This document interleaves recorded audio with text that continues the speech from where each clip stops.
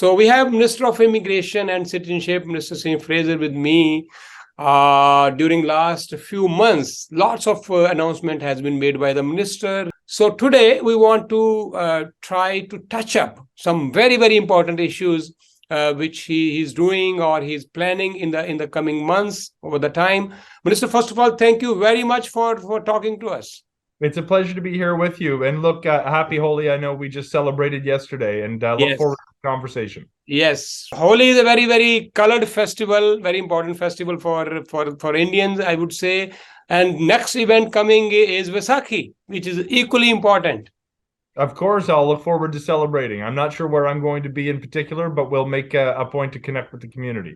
Thank you so much. Okay, Minister, any important announcement you want to make or we can expect from you in the coming days before we talk about the regular issues of immigration?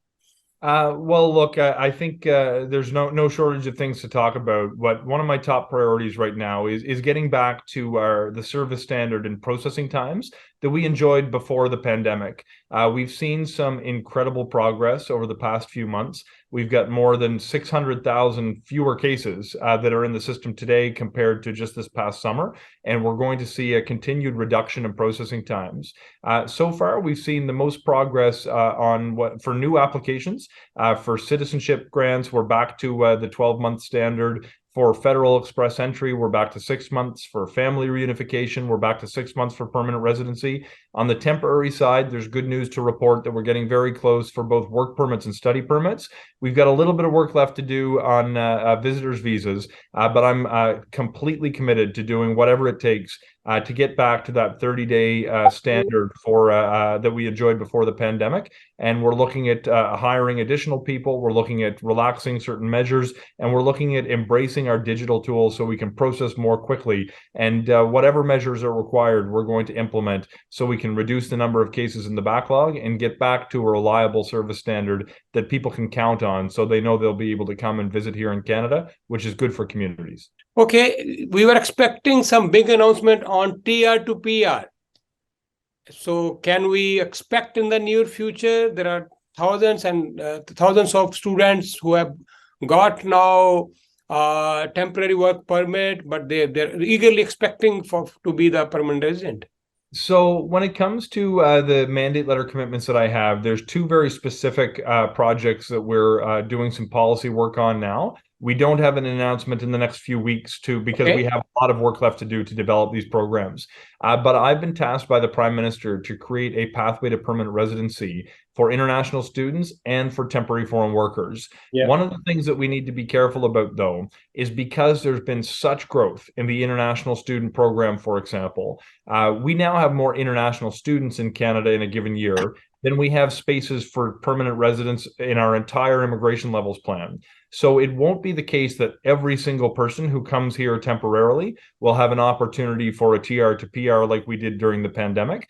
But we're working now to develop a tool to figure out how we can identify those students or temporary workers who are likely to qualify for permanent residency.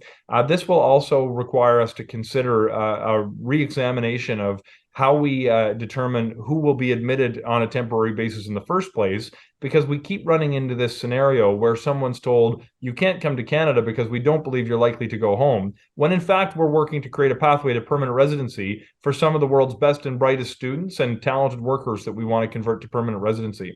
So the work is underway. It's actually the subject of our strategic immigration review, which is going on right now with sessions right across Canada to help take feedback from communities and for people who practice immigration law or as consultants or stakeholders in the business community to understand how we can develop the right tool. Although I know there's a lot of people who are anxious to see a new pathway immediately, it's more important to me that we establish a new pathway that will stand the test of time. Because once we make a change to create a pathway for temporary residents like students and workers, I want this to be in place on a permanent basis going forward. Okay, Minister, this is a very challenging category. On one hand, we are accepting hundreds and thousands of students from various parts of the world, but most of them are concentrating in the very few cities, particularly Surrey or Vancouver or Brampton. So we are having lots of challenges related to that also. So any way where we can scatter them so that there is not crowding in these few cities? You're absolutely right that we need to do more to encourage people to come to communities that have the capacity to set them up for success. That requires us to look not just at the immigration streams that will pull them from one region or to another, but also that we're funding settlement services in different communities so we create the circumstances for success.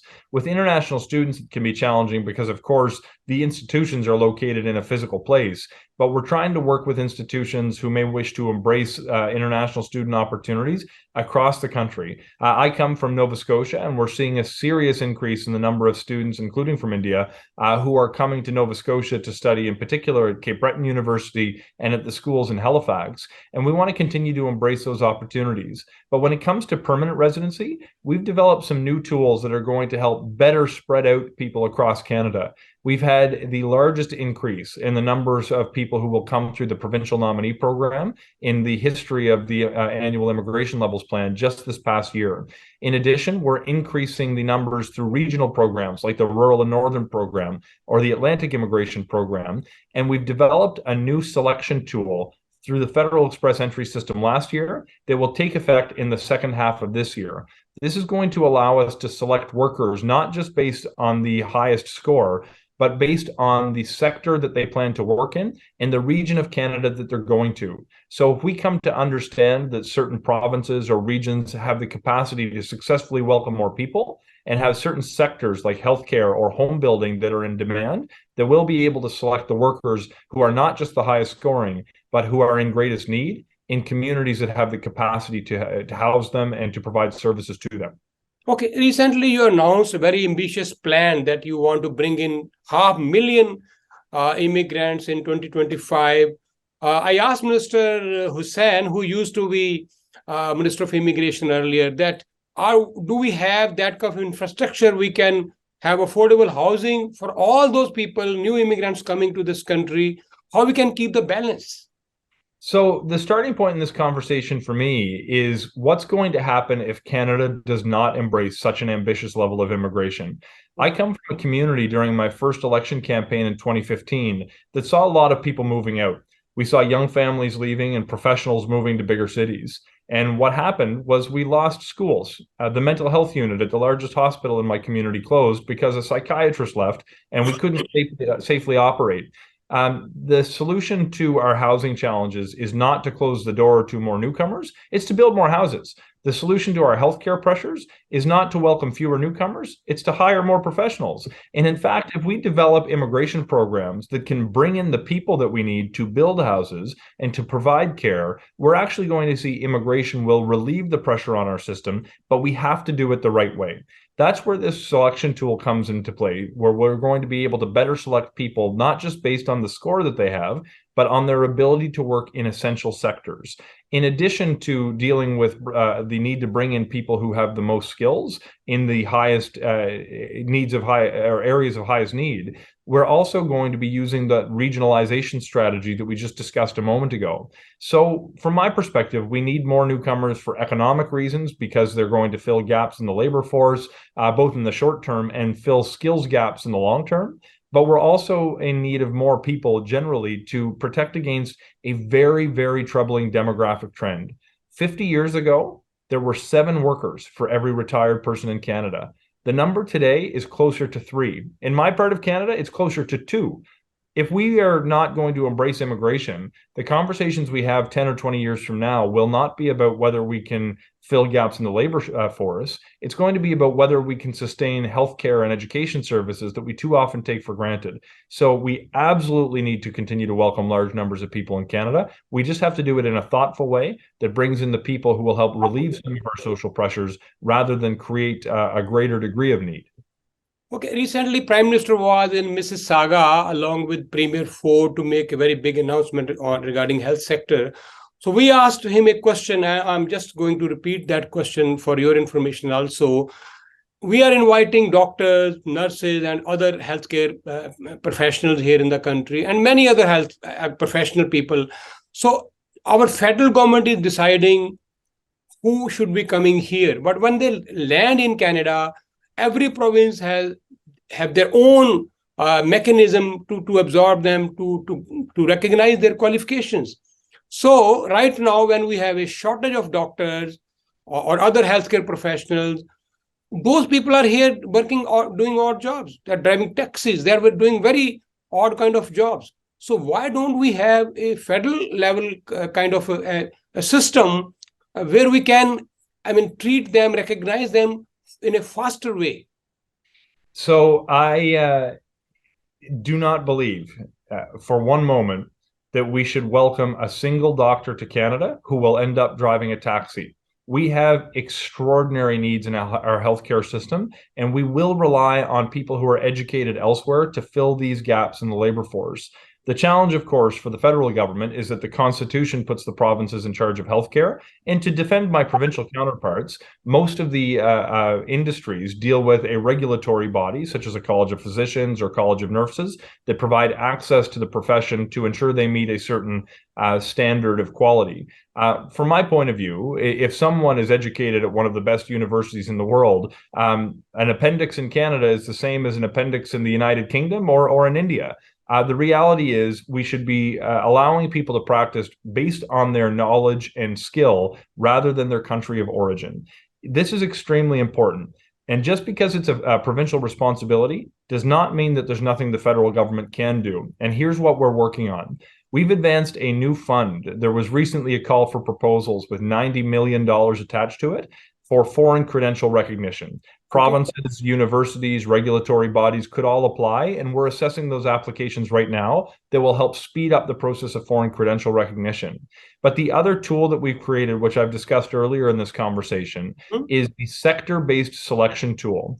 What I've communicated to my provincial counterparts is if they can demonstrate to me and to the federal government that they will allow a healthcare professional to practice in a reasonable period of time, then we will do a targeted draw for healthcare workers that are in greatest need in that province. So if it's nurses in Nova Scotia and doctors in Ontario, we will actually be able to take the highest scoring nurses in Nova Scotia and the highest scoring doctors in Ontario. But I'm only willing to do that if I know that the provincial system is going to allow them to practice in a faster way than has currently been the case. So we have a little bit of work to do with our provincial counterparts. I'm pleased to share that this weekend, over the next 2 days, actually, I'm going to be meeting with my provincial counterparts from right across the country in Halifax to discuss this issue, among others, in hopes that we can speed up the credential recognition process and get more workers into the economy in areas where they're needed most.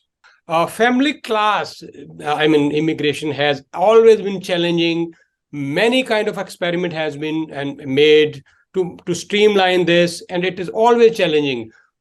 How and when we can expect the new draw and any other change you want to bring in this? So family class, when you say draw, I assume you mean through the parents and grandparents program. Yes. Yeah. So let me hit on a couple of points, including the parents and grandparents program. What we worked on very hard over the course of the past year was getting back the family reunification for spouses and children to the 12-month standard. And for new applications, we are there now, which is a wonderful thing. And families will be together more quickly than was the case during the course of the pandemic. When it comes to the parents and grandparents program, there's a couple of things that we've done. This year, we will still have the random selection tool that's been in place previously. But what we're doing, because so many more applications come in than spaces that are made available, is dramatically increased the number of spaces available through the parents and grandparents stream. So more people will have a chance to be reunited. Just to put it in perspective, in 2019, there was about 20,000 spaces outlined in the immigration levels plan. By the year 3 of the current immigration levels plan, that number will have grown to 36,000. So we're significantly expanding the spaces so more families can be together. But for those families who are going through the process and haven't been selected or who are awaiting their processing, we've extended the super visa program so more families can be here for a longer period of time. In particular, we've changed the renewal process to extend the possibility for someone to come here on a super visa for up to 10 years. This is a major change, and we've also made it more accessible people by allowing people to purchase medical insurance from international providers.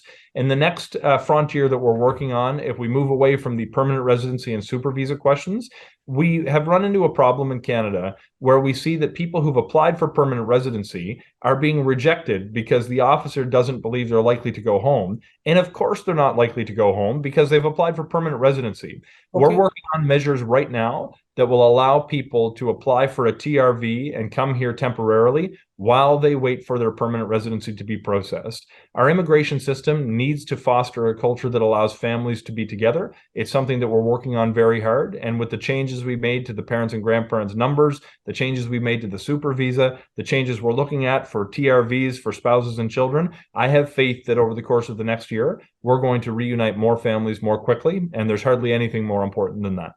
Look, it's my view that Canada needs more people for economic reasons, for demographic reasons, and for social reasons. We're going to continue to make the necessary investments to speed up the process and have more people visit Canada, work in Canada, and come be with their family members permanently in Canada. It's a priority for me, and we're going to do whatever it takes to help continue to embrace ambitious immigration levels, however long I have the privilege of sitting in this position. Thank you, Minister. Thank you so much, and talk to you soon. A pleasure as always. We'll see you next time. Thank you.